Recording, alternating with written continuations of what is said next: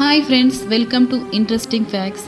ఈరోజు 10వ శక్తిపీఠమైన పురుహూతికాదేవి ఆలయం గురించి తెలుసుకుందాం. ఈ ఆలయం పురుహూతికగా పూజింపబడే దేవి సతికి మరియు కుక్కటేశ్వర స్వామికి పూజించబడే శివుడికి అంకితం చేయబడింది. విష్ణువు సుదర్శన చక్రంతో సతీదేవి శవాన్ని కత్తిరించినప్పుడు ఆమె పీఠం ఇక్కడ పడిందని నమ్ముతారు. శివ మరియు శక్తుల పరాకాష్ఠ ఈ ఆలయాన్ని అన్ని హిందూ భక్తులు, ముఖ్యంగా శైవులు మరియు శక్తులు తప్పక సందర్శించాల్సిన ప్రదేశంగా చేస్తుంది. శ్రీ పురుహూతికాదేవి ఆలయం కాకినాడ నుండి 20 కిలోమీటర్ల మరియు రాజమండ్రి నుండి 75 కిలోమీటర్ల దూరంలో ఆంధ్రప్రదేశ్లోని తూర్పు గోదావరి జిల్లాలోని పీఠాపురం గ్రామ శివార్లలోని శ్రీ కుక్కటేశ్వర స్వామి ఆలయ సముదాయంలో ఉంది. ఈ ఆలయం కుంతి మాధవ స్వామి ఆలయం మరియు శ్రీపాదవల్లభ అనగా దత్త క్షేత్రానికి కూడా ప్రసిద్ధి చెందింది. శివుడిని ఇక్కడ స్వయంభూ లింగం రూపంలో పూజిస్తారు. ఇది ప్రత్యేకంగా కోడి పిల్లలను పోలి ఉంటుంది. ఈ తెల్లని పాలరాయి లింగం దాదాపు 2 అడుగుల పొడవు ఉంటుంది. ఆలయం ముందు ఒకే రాయి నుండి చెక్కబడిన ఏకశిలా నంది అని పిలువబడే ఆకట్టుకునే నంది విగ్రహం ఉంది. ఇది ఈ రకమైన 2వ అతిపెద్దది. లేపాక్షిలోని బసవేశ్వర నంది మాత్రమే అధిగమించింది. పీఠాపురం శక్తిపీఠం పాదగయ సరోవర్కు కూడా ప్రసిద్ధి చెందింది. ఇది పవిత్రమైన చెరువు. దీనిలో స్నానం చేసే వారికి మోక్షం ప్రసాదిస్తుందని నమ్ముతారు. పురుహూతికా శక్తిపీఠంలో మరణించిన వారికి అంత్యక్రియలు చేయడం కాశీలో వాటిని నిర్వహించినంత పవిత్రంగా పరిగణించబడుతుంది. పురుహూతికాదేవి ఆలయం గురించి కథలు. మొదటిది, ఇంద్రుని కథ. గౌతమ మహర్షి భార్య అహల్యను ఇంద్రుడు ఒకప్పుడు గౌతమునిగా వేషం వేసుకుని మోసం చేశాడు. ఫలితంగా మహర్షి అతనిని శపించాడు. అతని వృషాణాలను కోల్పోయి అతని శరీరమంతా యోని చిహ్నాలు కనిపించాయి. తీవ్ర విచారంతో ఇంద్రుడు గౌతముడిని తీవ్రంగా ప్రార్థించాడు. చివరికి ఋషి అతని ప్రార్థనను అంగీకరించి యోని చిహ్నాలను కళ్ళుగా మార్చాడు. తద్వారా ఇంద్రుడికి సహస్రాక్ష 1000 కళ్ళు కలిగినవాడు అని పేరు పెట్టాడు. అయినప్పటికీ ఇంద్రుడు తన వృషణాలను తిరిగి పొందాలని కోరుకున్నాడు.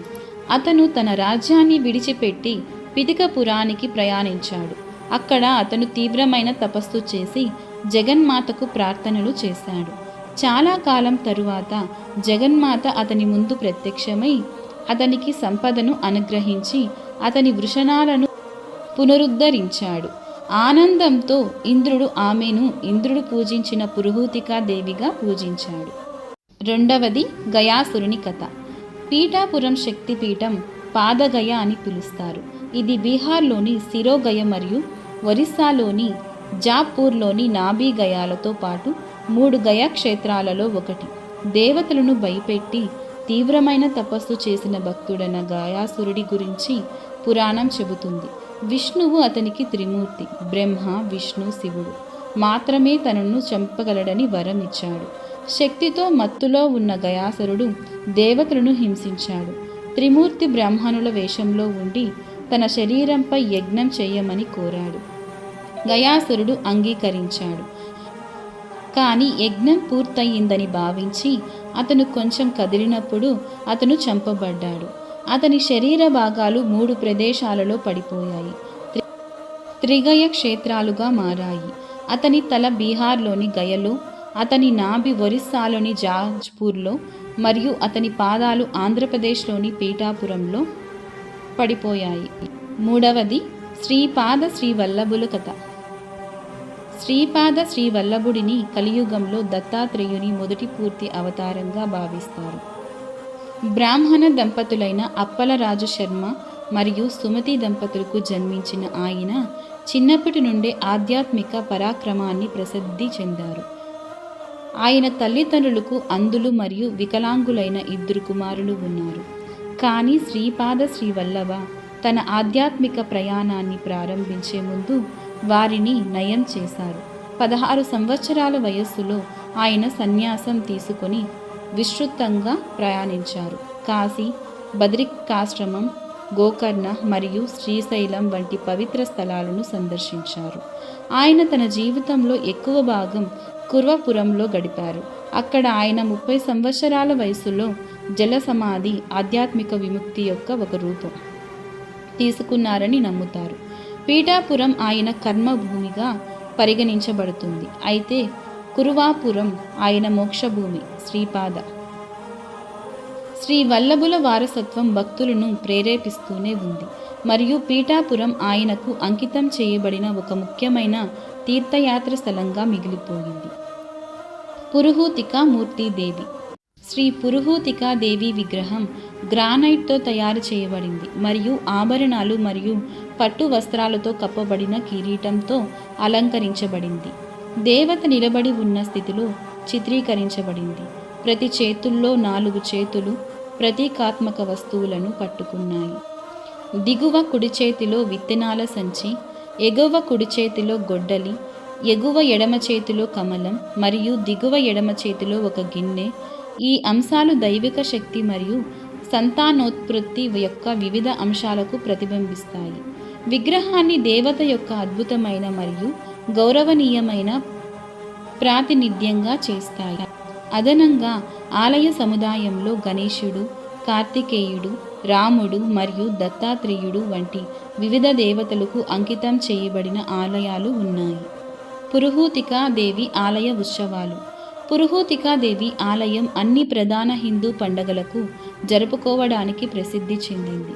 వీటిలో మహాశివరాత్రి మరియు శరన్నవరాత్రి అసాధారణమైన వైభవంగా జరుపుకుంటారు.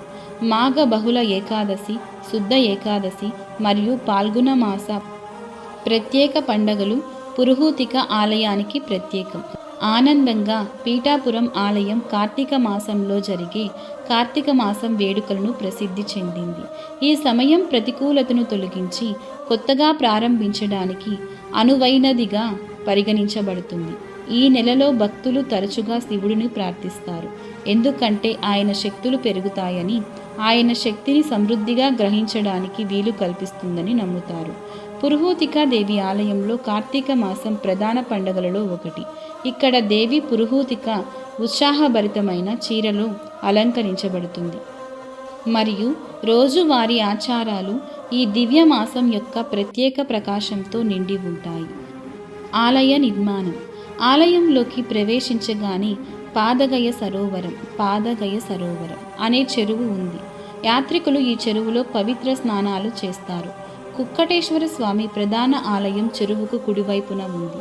కుక్కటేశ్వర స్వామి ఆలయం యొక్క ఈశాన్య మూలలో పురుహూతికా దేవి ఆలయం ఉంది. ఇది దక్షిణం వైపు ముఖంగా నిర్మించబడింది.